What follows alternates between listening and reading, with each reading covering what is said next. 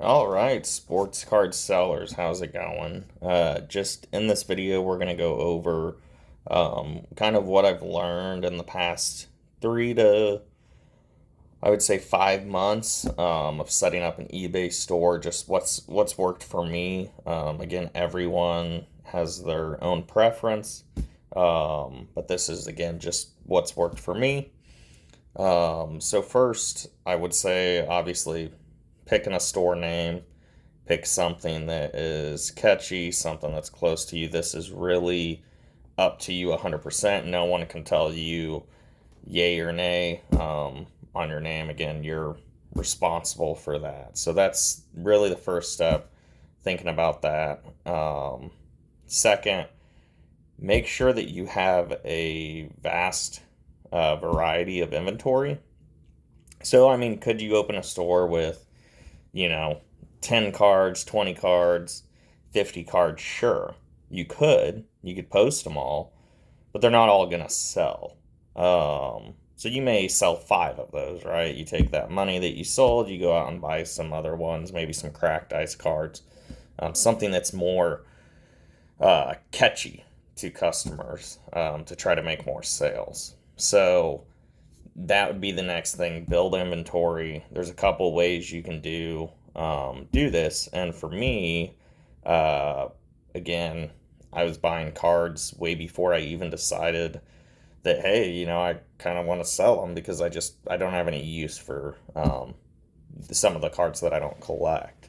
So whether it's just buying blaster boxes, hobby boxes, fat packs, hangers, whatever it be, you can go ahead and that's your inventory to sell.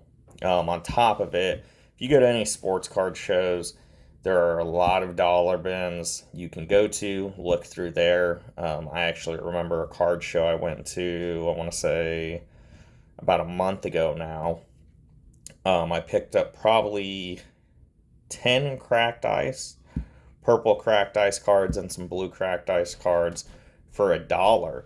I've sold the majority of those now for anywhere between probably $3 to $4. So that's instant profit right there.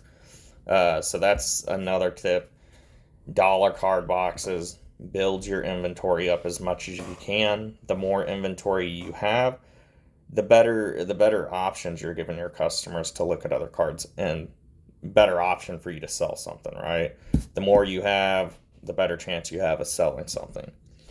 The next thing that gets asked is when I first started KM Sports Cards, our store on eBay, is we just had the free store or the free subscription. I think it was like, I think at the time they were running maybe a 500 free listing sample, something along those lines. Well, anyways, I did that for about a month or two just to see how it would go. Started out kind of with maybe around anywhere between 100 to 300 in sales a month. And again, this was maybe selling 100 cards, dollar range, two, three. Didn't have any graded cards at the time in my inventory, which I'm still working on to this day. But after seeing kind of the progression and where I wanted to be, I ended up doing the starter store. Or I take that back, not the starter, the basic store, which is 1,000 fixed listings and then 250 auctions. So the reason I did that is, again, I'm almost maxed out now that I've switched to that, but I think that's a good range for me just based off my inventory and how much I want to move. Everyone's different. Again, there are different pricing points. So I want to say the basics like $21 a month and then so on. So obviously you need to sell more than what your monthly fee is, right? So if you're selling less than $20 in cards a month, you probably shouldn't pay $20 for the basic store when you're not going to get any of that money. There is premium, which is 10,000 fixed, 500 auction. There's anchor, which is 25,000 fixed, 1,000 auction. There is Enterprise, which is 100,000 fixed and 2,500 auction. So a lot of different options. Again, that's purely up to you. But if you're just starting, I would highly recommend just going with the freebie. You don't have to pay for anything. Just kind of gauge how it's going. Build your inventory up a little bit before you basically commit to that subscription. So that would be my tip there. And we'll kind of get a little bit more into that as far as inventory and things like that. So next, just some selling strategies. I know when I first started, I was all about buy it now, because in my mind, I kind of know what I want for a card. Um, but there are some cards where I have seen a lot of good success doing auctions. Players that are up and coming, players that are well known, cards that are just well sought after. You can check the eBay selling, kind of see how the cards are going. If there's a lot of people attracted to that player and want that card, auctions aren't bad. So actually, I want to say the last 2 days, I've probably had maybe 30 or 40 sales. All of them were auctions. So roughly probably over 100 to 100 and maybe $200 out of those auctions, somewhere around there. But again, that's money that's coming in, and it's kind of nice because I like to do auctions towards the end of the month, especially on cards that I may not care if they sell for $1, right? Someone bids $1, I make say $1 after all the fees, the shipping, everything else. I make $1.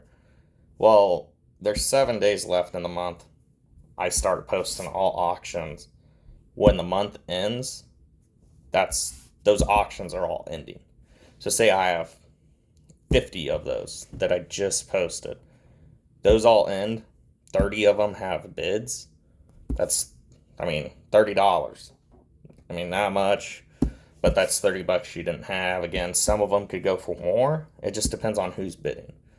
So that's another thing when it comes to kind of the buy it now and auction. Auctions are good if your, again, player is hyped up. Their cards are going for a lot at the time. Or you use the other strategy that I kind of just mentioned is, at the end of the month, I'm doing auctions a lot. Because in my mind, if I do 50 auctions, that could be $50 in my pocket by the end of that month because it's going to end regardless and then it'll start over. So at that point, you can decide to do buy it now. Again, that's a personal preference. It's completely up to you. I do both ways. I do buy it now and I do auction. Next, shipping materials. Make sure you have duct tape, blue tape, scotch tape, whatever you want to use. That's up to you. Make sure you have a printer at a bare minimum to print your labels, or what I have is a thermal printer, which prints the labels super quick. They peel off, you stick them on, and you're good to go.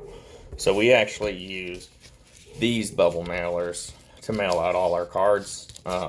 Nothing fancy. Again, self-seal, pretty straightforward. On top of it, these have been a awesome investment. These are storage standard plastic, basically card protectors. So what we'll do is we'll take our penny sleeve card, set it right down in here, take this, the top, put it over it, tape it together. There you go. A lot more durable than cardboard. The card doesn't bend, it doesn't get dinged. The cards stop like right here, so there's still plenty of width. These are awesome. I did cardboard at the beginning. I did kind of, bubble wrap. It worked, but this has been a lot quicker. And I say that because I don't have to cut cardboard and measure it and make sure that, they fit good on the card.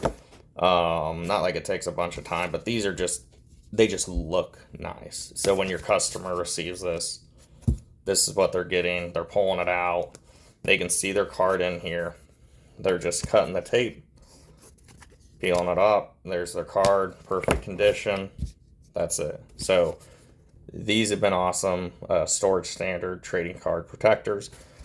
I actually have a note out to them to see if they can send me some of their other products because these have been very awesome and made me super efficient when it came to shipping. So if you haven't used these, definitely check it out. These are a game changer for sure. What else about shipping? Make sure you have a scale. The PWE for eBay is up to $20, anything under 3 ounces. So make sure of that if you're doing that. There were some instances where, again, I put it as PWE or the cheapest option you can do on eBay, which is the eBay standard shipping. I think want to say it's 111 for 3 ounces. I had a card that sold for, I want to say it's $30. That's over 20. So now my shipping, instead of it being 111, it was I think $3 or $4 with the advantage. So keep that in mind when you're posting. So again, I didn't think about that. I mean, here or there, dollar or so, but still, that's money that I could have kept had I have thought about that. So keep that in mind. I'm sure some of you are probably saying, well, I thought bubble mailers can't be used for the eBay standard envelope. They can't, supposedly. However, I have seen many eBayers ship their cards with the eBay standard envelope using bubble mailers. I have had out of I want to say 300 orders or so, probably a little more than that. I've only had 2 come back that say that basically more money was needed, right? So they probably classified it as a package and wanted more, so I just refunded the buyer through, PayPal. But that's happened twice. So far, I haven't had any issues. I think it really just depends on the sorter at the time. But the bubble mailers are just that extra sense of security. And again, if I can get 95% of my packages sent in a bubble mailer and pay maybe, $5-10 on the ones that do need extra money, I mean, I'll do that. It just looks better. It kind of puts my mind at ease, and because in the plain white envelopes, I mean, they get ripped, torn. I actually had a customer reach out to me, and I shipped it like this. Like I said, customer said, "Hey, the post office basically ripped my bubble mailer." But he said, "I am so glad that you packaged it with these," because he said, although this was ripped, the card was in perfect condition. It was not damaged. Everything was great. So if they're ripping bubble mailers and treating bubble mailers like that, how do you think they're treating your plain white envelopes? Again, I know they go through a sorting machine. That could have been it. But again, you don't know. So it's just an ease of mind for me. Again, that's personal preference. You want to use bubble mailers, plain white envelopes, manila envelopes. I mean, that's up to you. The eBay white envelopes, go for it. Completely up to you how you want to, run your side hustle business. That's up to you. But just for me, that's what's worked. The next thing that I've kind of learned is so we haven't had any negative reviews. Reviews matter. Again, we're all human. You're probably at some point gonna have a customer that you just can't resolve anything with, and they're gonna give you a negative review. Even for me, at some point, I'm sure it's gonna happen. I just don't know when. But reviews matter. And what I mean by that is, even when I'm buying cards, I feel more comfortable buying from someone who has a higher rating than someone who, say, has a 70% rating, right? You would rather buy from the person that has a 99.98% rating than someone who has a 70 and 10 or 20 negative reviews. So keep that in mind. just, ship it as if you wanted to receive that product yourself. That's kind of how I look at it. Um, and like I said, I did have one neutral review, um, on a lot of the nicer cards. I keep them in the top loaders, but these have saved me a lot of money on top loaders because honestly, they're so durable that a penny sleeve in here, I mean, it doesn't bend at all. I mean, this is like sturdy, so that's a lifesaver. But keep that in mind. I mean, reviews matter. Again, like I said, you're gonna have a negative review. It's not the end of the world, at some point. But just do your very best, and it'll all work out. The next thing I would say is go to card shows. So I haven't been a vendor yet. I'm getting ready to go to a card show about in a month as a vendor.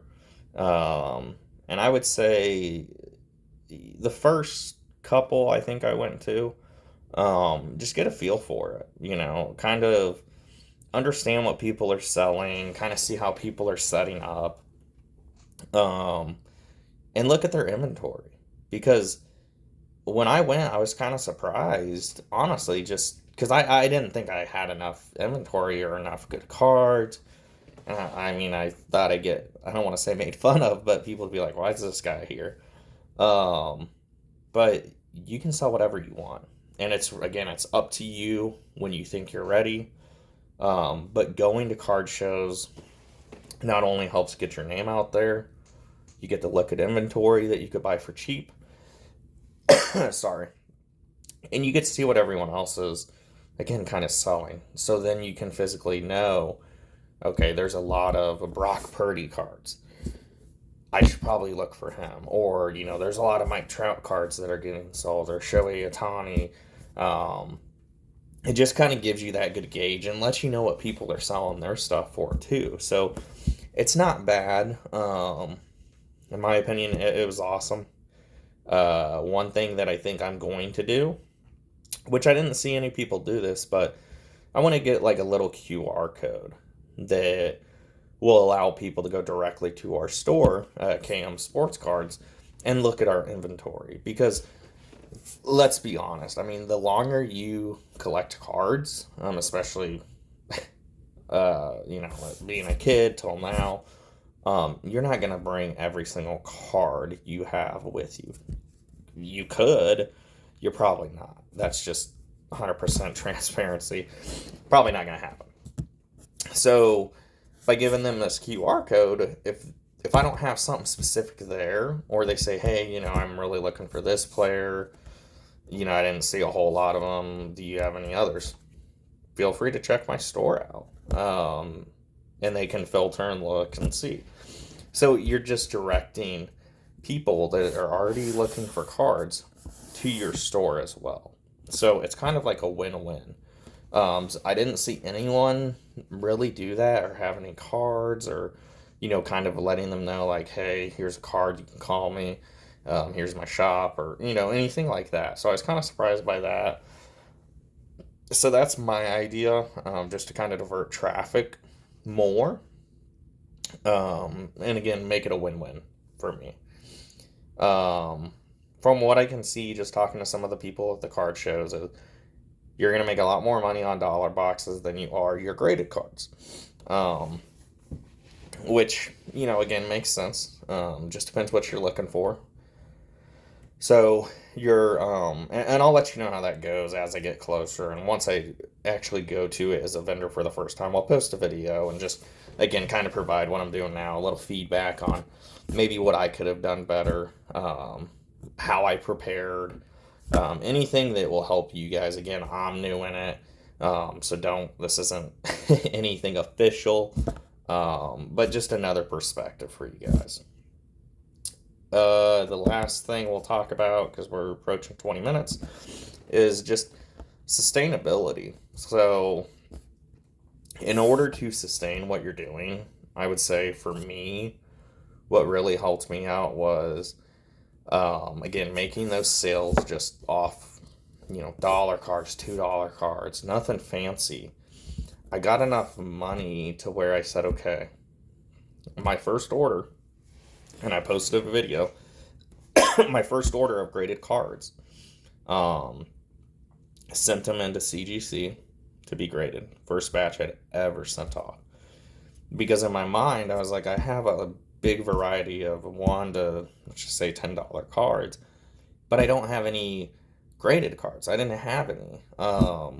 And I wanted some because, again, someone buys a graded card for $100, that's $100. That was all of my sales, basically, 1 month selling dollar cards. So that's how, start off small, make that money to eventually send your cards to get graded, right? It could be little by little, float a couple in there, but sort your money out in a way that works for you, right? So, and what I mean by that is you make 200, let's just say, again, hypothetical numbers, you do whatever you want at your business, take my advice with a grain of salt. But you make 200, you say, I'm putting 100 towards grading, I'm putting 100 towards basically inventory, so buying new cards. So you have $200 left, right? That $200 is yours to do whatever you want with. You could say I want to put 300 to grading, 100 for inventory, 200 for grading, 200 for inventory. However you want to divide it up is up to you. But that's how you sustain it. Come up with a plan that works for you. And again, I'm not making thousands upon thousands of dollars doing this. Again, I've been doing it a couple months, 3 or 4 months now. Store is starting to see a lot of traffic. Sales are starting to increase. And this is how I basically did it. Started small and gradually increased, my listings. Went from just the free store to the basic, got more listings, more volume, able to post a lot more, hopefully generate more sales. And then from there, it was really just, now you're a product. So I knew I could get more listings now. And then now it was, okay, I don't just want to sell $1, $2, $3 cards. I want to put some graded cards in there because one of those cards, is a good amount of money. But again, your sustainability is going to be those lower end cards. It's easy money. You're not going to have everyone going out there that says, man, I want to pay $200 for this card. I have a Josh Jung rookie card auto on my eBay store. It's probably been there about a month now. It's priced just like everyone else's. But it's sad, and that's fine. Eventually someone will come along and get it. But your sustainability is the lower end cards, for sure. So keep that in mind and, just keep trucking. Keep going at it day to day. It's a grind for sure. If you can post 5 cards a day, 10 cards a day, 20 cards a day, whatever you can post, that's extra eyes, extra traffic being brought to what you're trying to sell. Again, not an expert by any means, not trying to pretend that I know everything because I don't.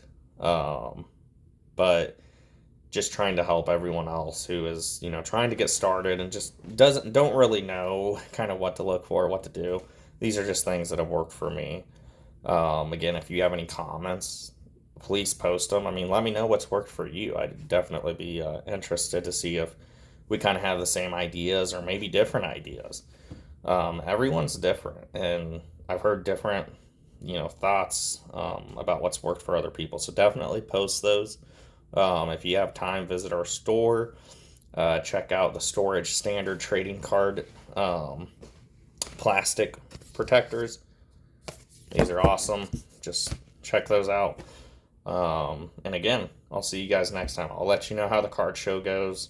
So keep an eye out for that video. Any questions, feel free to reach out to me via our store or directly to this video. So thanks for watching.